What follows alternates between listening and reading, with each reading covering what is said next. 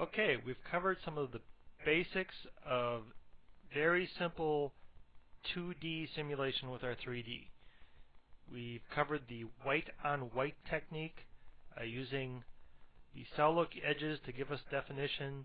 We've covered a little bit of using the different types of cell look edges. This time, instead of using the cow or the sphere, we're going to have an object that was built specifically to apply a 2D look to it. What we have here is something that kind of looks like a Monopoly house. It is a Subdivision Surfaces model. You can see it's kind of smooth.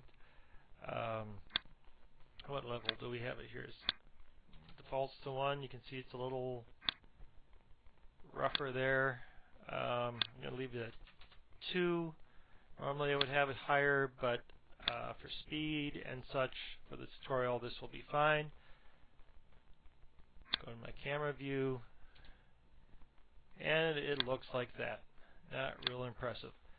The other thing we have with this object, it does have a number of endomorphs in it. If I go to my Morph Mixer, and this is our Lightwave 8 Morph Mixer, so it's going to look a little bit different than the 7.5 version. It has some nice features. Let's go to our perspective view so we can see it a little better here. I've built this object. I hit the tab key, so we have Subdivision Surfaces. These are pretty self-explanatory. Bend. I just bent the object. Taper. And twist. Right and left. Let me advance a little more. Let's zero this out.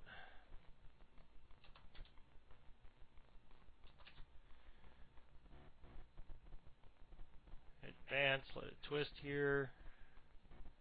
Let's go back here and anticipate that. There we go. Set a key there. Let it jump up, bring this down. Maybe a little bit too much.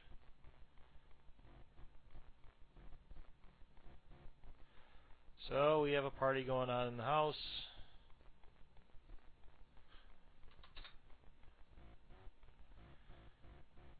So remember, only part of cartooning is the drawing. Cartooning also involves motion, cartoon-like motion. So we have, it's not really squash and stretch, but it is kind of a cartoony kind of twist, cartoony kind of motion. So camera for a slightly better angle here. The other thing I'm going to do, I want that keyframe at 0 for the camera, so alright. Going to add a ground object which is nothing except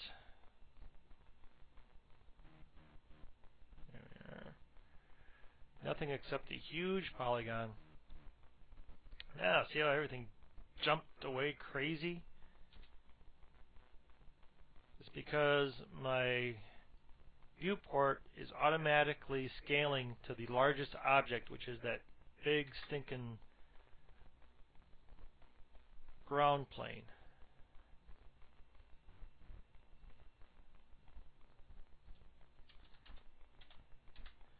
Okay, here's our object. Alright, well, let's see. You remember the steps that we want to get our 2D action going here? Well, let's try this. Scene backdrop, we'll switch that back to white. Go to our surface editor. By the way, the house object is split into 2 surfaces, the roof and the house.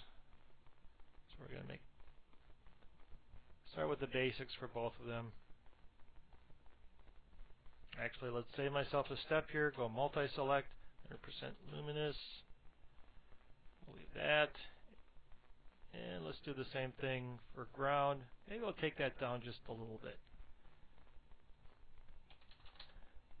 And let's see what we have here. Ah, yes, white on white. Okay, now let's go in and add our cell look edges. First, we don't need it for the ground. We want it for the house. Silhouette edges, render, and there we are. Not exactly what we're looking at, or not that what we wanted. Doesn't look very much like a house, so let's go in, go to sharp creases, see what happens. Still not very much. Let's take a look at our surfaces. The house has smoothing turned on. Let's turn off smoothing, see what happens. Oh, look at that. Why did we get that? We got that because without smoothing, every edge of the polygon is a sharp edge. So what we want to do is get an edge that's sharp enough for our edges here, but not so sharp that we get all these triangles here. Unfortunately, let's turn on Viper. We haven't talked much about Viper. If I render an image, and we have this,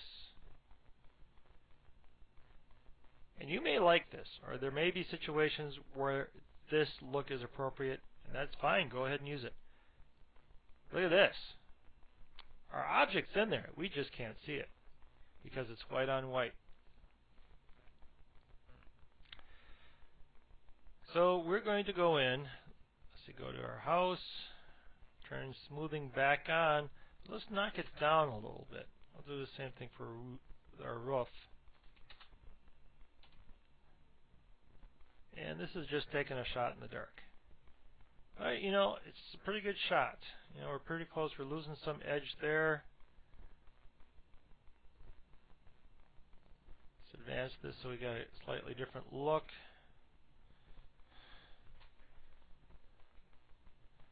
Not too bad. Let's turn on our anti-aliasing.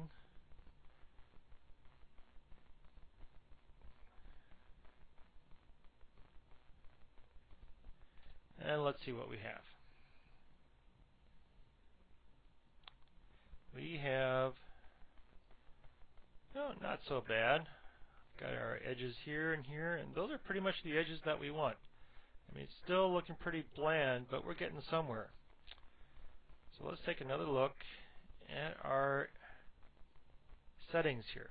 Now remember, silhouette edges are the edges that are, well, they're in silhouette. They're like these edges here. Sharp creases are ones that we see in front of it. Let's do a before and after. Okay. This is with our silhouette edges, or with our sharp creases. Turn off sharp creases. And without sharp creases, we lose our edge. These are the sharp creases. So let's go in and tweak things a little bit. Let's have our silhouette edges be heavier.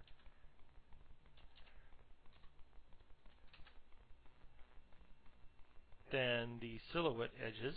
Take a look here. We're getting a little more definition.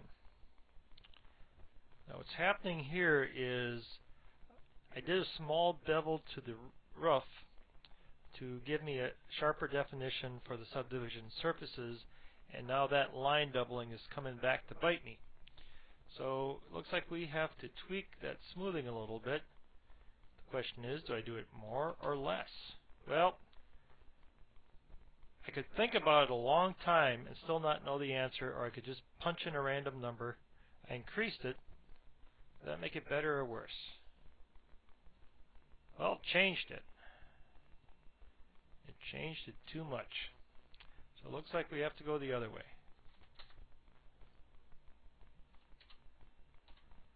And see what we have here.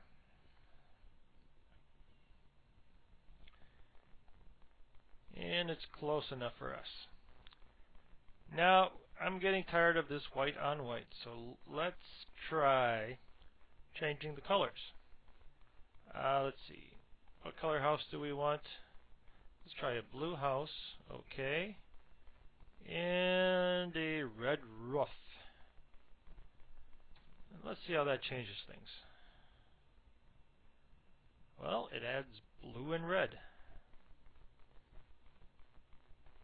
Maybe this is the Monopoly set that Superman played with. Who knows?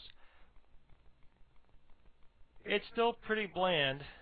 We want to add a little more texture to this, but what we're going to do is we're going to apply an image, and we still want it to be, we still want to stick with our whole hand-drawn thing going on. So what I'm going to do is load an image that I've already have drawn, which is purposely drawn crudely, as you can see here. But I'm going to map this around my object. Select my house and go to, what do I want to apply this at? Let's do it as a color map. And I'll wrap it around the outside cylindrically.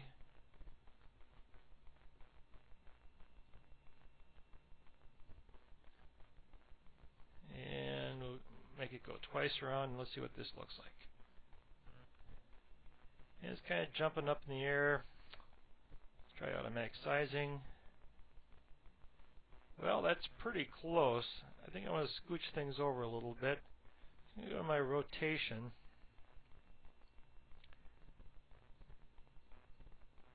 And this is where the OpenGL is just wonderful. Anybody remembers the old days before we had this? You could be there forever. Now look, it looks black on white here. That's because we're not seeing the transparency. The image here is a 32-bit image. And the alpha and the image look pretty much the same. The black area is actually completely transparent. What do I want this to do? Do I want white over the blue? Let's see what that looks like. Well, it looks kind of okay. Remember, it could be any color that I wanted. Let's see what happens if I give this a little, maybe not 100% luminous. How about 75%, 25% diffuse, so it has a little bit of shading. So we can see it's very slightly darker away from the camera. It's kind of even.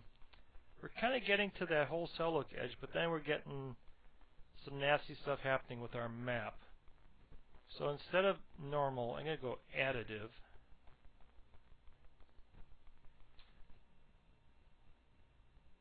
And that gives me a little bit more cleaner line.